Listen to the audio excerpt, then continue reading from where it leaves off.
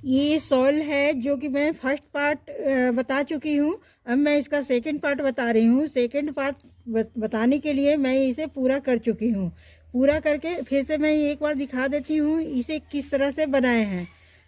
देखिए कितना सुंदर दोनों साइड से ओढ़ने वाला सॉल बन करके रेडी हो गया। ये इसका उल्टा बोलेंगे और ये इसका सीधा बोलेंगे, तो उल्टा सीधा कहीं से नहीं है, आप कहीं से भी इसे ओढ़ सकते हैं। तो अब ये लास्ट वाला लाइन अब हमारा हो चुका है। इधर भी इतना छोड़े हैं और इधर भी। यहाँ पे बॉर्डर बनाएंगे, जहाँ जैसे कि मैं इसमें बना चुकी हूँ इसी तरह का बॉर्डर बनेगा। तो इस तरह का बनाने के लिए क्या करना है, इस ऐसे यहाँ से ऐसे सुई को डालेंगे और इस तरह से तीन तीन घर को उठाते बैठाते हुए 3 घर उठाएंगे और 3 घर अंदर करेंगे। यहाँ पर एक शुरू हो जाएगा इस तरह से, और ये डिजाइन बंद हो रहा है। तो अब ये लास्ट वाला है, शुरू और बंद का कोई मतलब नहीं है, फिर भी जहाँ तक हो रहा है तो उसे तो बनाना ही पड़ेगा इस तरह से।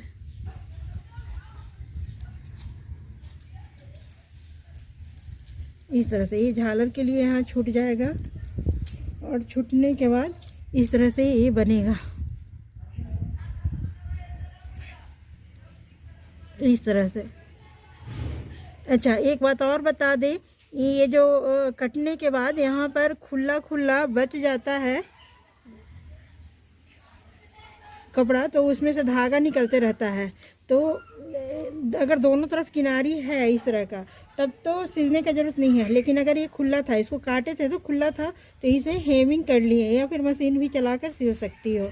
इधर भी ये यहाँ भी सिल लिए हैं, इधर भी। यहाँ शुरू में बिना सिले बनाए थे तो फिर मुश्किल से ये हो गया, फिर भी बन जाएगा, पर सिल लेने से अच्छा बन जाता है, इस तरह से फ्रेश दिखता है।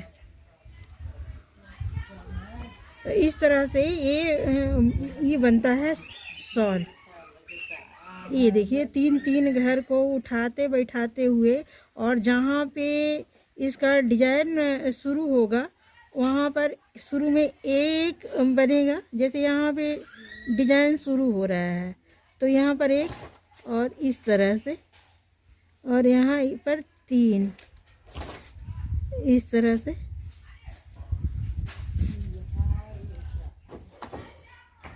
इस तरह से ये बन रहा है डिजाइन। अब देखिए ये बन करके इस तरह से रेडी होगा।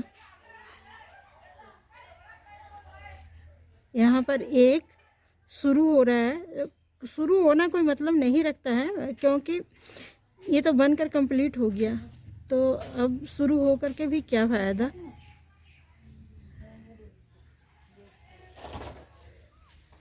इस तरह से ये जो बाजकी बचा है ये झालर के लिए हो जाएगा। तो ये बन करके रेडी हो गया। अब मेरा सुई का काम समाप्त हो चुका है इसमें, अब सुई का कोई काम नहीं है। इस तरह का ये सॉल बन गया। अब क्या करना है, क्रोशिया लेना है। जो ये मोटा वाला क्रोशिया नहीं लेना है, पतला वाला जो स्टील का क्रोशिया आता है आप उसे लें। देखिए नोक वाला है। इसे क्या करना है, इस तरह से यहाँ पे ऊन लेना है, ऐसा, बस थोड़ा सा ही ऊन लगेगा, ज़्यादा नहीं लगेगा। इस तरह से यहाँ, फिर मैं झालर भी बांधने के लिए बताऊंगी। ये देखिए यहाँ पे इस तरह से इसको शुरू से ही बना लेते हैं।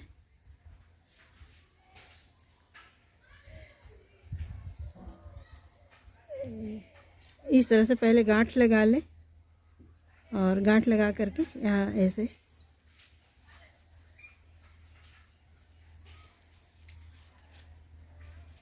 यहाँ पे 4 डालना है, 2,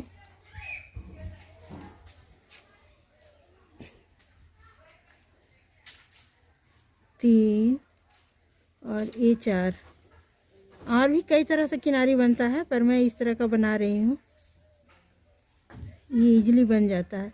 अब एक बिना फंदा के, इसे स्लिप स्टिच भी लोग बोलते हैं। ये इस तरह से हो गया। अब थोड़ी सी आगे बढ़ करके इस तरह से अपने अंदाज से ही बढ़ जाना है, कुछ गिरना नहीं है।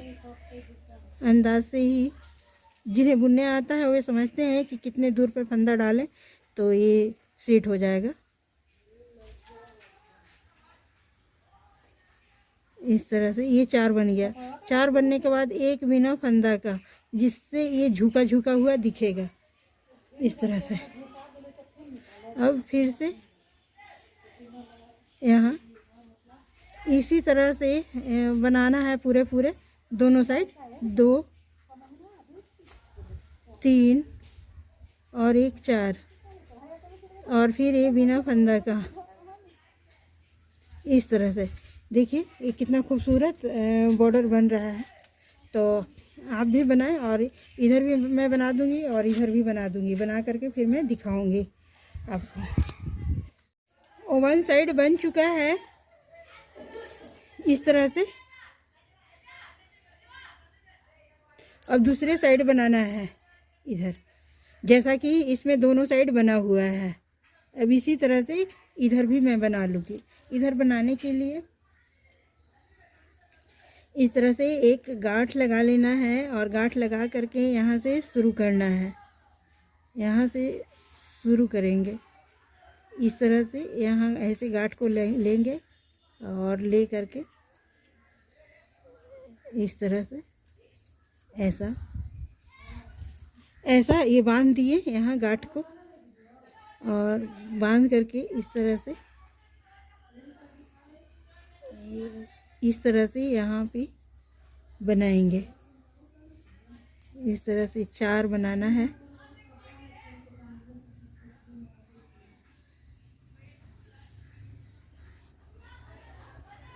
क्रोशिया चलाने आता है तो ठीक है, नहीं क्रोशिया चलाने आता है तो आप सुई से भी इसे इंटरलॉक की तरह बना सकते हैं, या खुला भी छोड़ सकते हैं, कोई दिक्कत नहीं है। पर ये बना देने से थोड़ी सी इसकी सुंदरता बढ़ जाती है। यानी डेकोरेट करने का ये आइडिया है ऐसे। और फिर पता नहीं चलता है, क्योंकि एक तो क्रोशिया से कहीं बना हुआ है और कहीं सुई से बना है, तो किसी को ऐसे पता नहीं चलेगा कि आखिर ये बना है क्या आइटम से, सुई से बना है या क्रोशिया से बना है। आप बताएंगे तभी जानेगा लोग। इस तरह से और एक बिना फंदा का इस तरह से। तो इस तरह से करते हुए मैं यहाँ तक बना लूँगी, क्योंकि एक तरफ तो बन ही चुका है। ये देखिए एक तरफ बन गया, और ये दूसरे तरफ भी मैं बना लेती हूँ, फिर उसके बाद मैं दिखाऊंगी। इसमें इस तरह का बना हुआ है झालर। ये दोनों तरफ किनारी तो बन चुका, जो कि इसमें बना हुआ था। इसमें भी ये बन गया, ये देखिए ये बना हुआ है और ये बना हुआ है, दोनों साइड का किनारी बन गया। अब यहाँ एक साइड में झालर भी बना चुकी हूँ। ये देखिए झालर भी बन गया है। देखिए कितना प्यारा झालर बना है। आप एक बार भी गांठ लगा के छोड़ सकते हैं, 2 बार भी लगा सकते हैं, 3-4 बार भी लगा सकते हैं। जितना ऊन आप लंबा छोड़ेंगे उतना। देखिए कितना प्यारा झालर है। तो शॉल छोटा है तो फिर झालर भी, देखिए ये लंबा शॉल है तो इसमें किस तरह का बनाया है जाली। देखिए 1 गांठ, 2 गांठ, और ये 4 गांठ मैं लगा चुकी हूँ। ये काफ़ी खूबसूरत और जाली नुमा शॉल बना हुआ है। तो इस तरह का इसमें बस 2 बार लगाई हूँ, ज़्यादा लगाने की ज़रूरत नहीं है, क्योंकि ये बस दिखाने के लिए ही तो है बस। देखिए कितना प्यारा सा शॉल। अब देखिए गांठ कैसे लगाना है।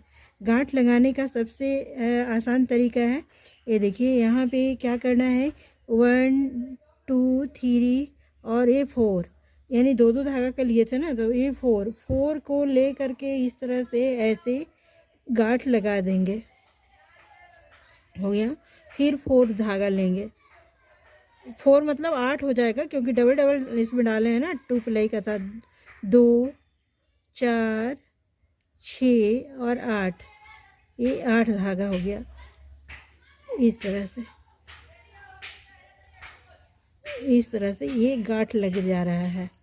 आप इस तरह से हर बार, ये 2 हो गया और ये 2 हो गया, यानी 4 के मतलब 8 धागा हो रहा है। डबल धागा से डाले थे इस तरह से ऐसे हर बार गांठ लगा लेना है। देखिए कितना प्यारा गांठ लग रहा है। जो इस तरह का है तो अच्छा नहीं लग रहा ना, तो इसे गांठ इस तरह से लगा लेना है। गांठ लगाना यानी झालर बना देना है। देखिए 4, हर बार 4-4 का गांठ लगा देना है इस तरह से। आप काउंट कर ले कितना लगेगा, 2 और 1 4, 4-4 का गांठ लगेगा। आप 6-6 का भी लगा सकते हैं, क्योंकि मैं डबल डाली थी ना तो 8 हो जा रहा है। तो 6 का भी होगा तो 3-3 2 हो गया, 1 2 3 और फिर एक और ले लेंगे यहाँ से। तो ये 4 धागा को एक साथ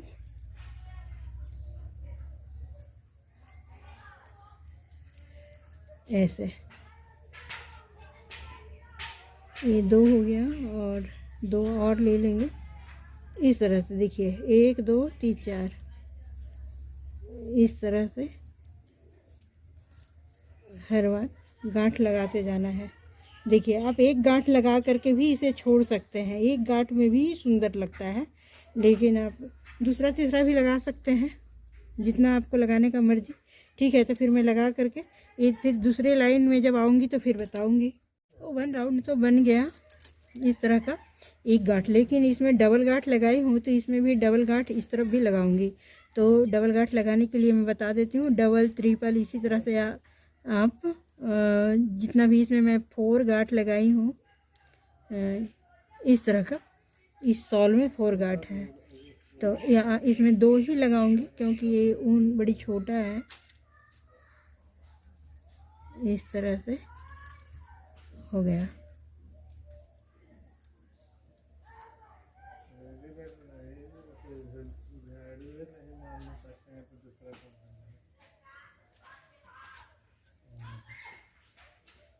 अब इस तरह से हर बार 4-4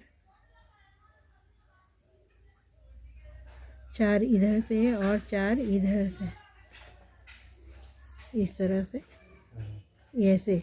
देखिए ऐसे पकड़ लीजिए और ये पकड़ करके इस तरह से ऐसे गांठ को लगा देना है।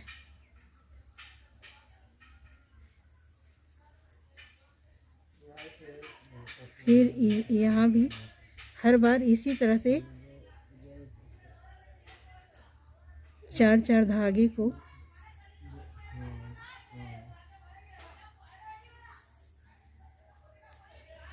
हर बार 4-4 धागे को मिला करके ऐसे बांध देना है।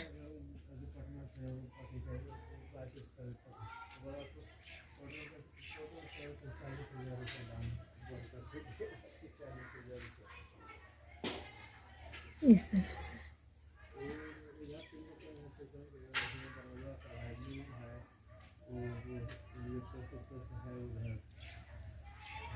इस तरह से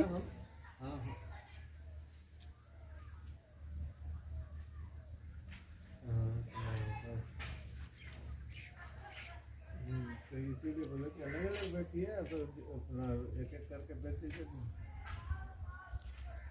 ऐसा इसी तरह से सारा बन जाएगा। गांठ लग चुका है ये दोनों तरफ। अब इसको इस तरह से जैसे इधर कटिंग किए हैं इसके बराबर से ही यहाँ भी कटिंग कर लेंगे। कटिंग करने के लिए जिस तरह से ये बना हुआ है और बराबर से कटिंग किया हुआ है, तो इस तरह से आप कटिंग इसे कर लें। कटिंग करेंगे कैसे, इस तरह का यहाँ ऐसे कैंची पकड़ेंगे और इस तरह से कट कर देना है।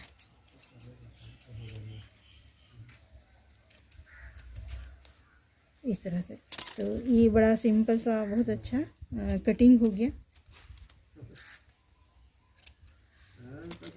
ये बन गया। तो ये इधर भी बन गया झालर और इधर भी बन गया। तो आप देख सकते हैं कि ये काफ़ी खूबसूरत शॉल बन करके रेडी हो गया, स्मॉल शॉल। तो एकदम छोटा सा शॉल है, बड़ा प्यारा है और आप इसे बनाएं एक बार। इस कपड़े को कारपेट का कपड़ा नाम बोलते हैं या फिर दो सूती का कपड़ा बोलते हैं, उसी से ये बनाया गया है। और हमें उम्मीद है कि आप समझ गए होंगे अभी तक का। ये दोनों तरफ से बहुत सुंदर, बहुत अच्छा लगता है। ये देखिए इधर हो गया और ये काफ़ी खूबसूरत झालर भी बन गया दोनों तरफ। तो ये बहुत सुंदर शॉल बन करके रेडी हो गया। अब आप इसे बनाएं और बना करके फिर कमेंट हम मेरे पास करें। जैसे आप कमेंट किए थे कि इसे बताइए, तो फिर आप फिर से कमेंट करके बताएं कि आप बनाएं या नहीं। ये काफ़ी खूबसूरत शॉल बन करके रेडी हो गया। Thank you.